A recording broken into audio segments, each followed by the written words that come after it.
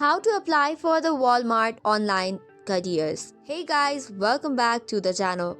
In order to apply for the Walmart online, here is the process. First of all, head over to any of your preferred browser and search Walmart careers.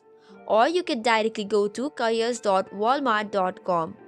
Once you do so, first and foremost, you can search for the job title or keyword that you looked for, or you could use the search bar to filter jobs by location as well.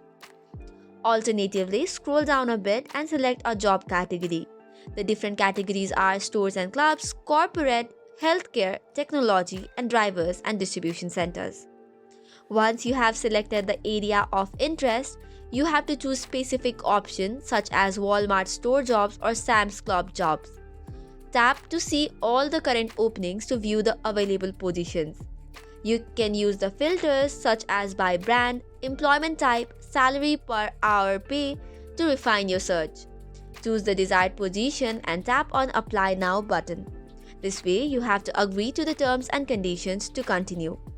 For the returning candidates, you can log in using your existing credentials, but if you are a new candidate, you can create an account and provide your email address, password, preferred language, and mobile number.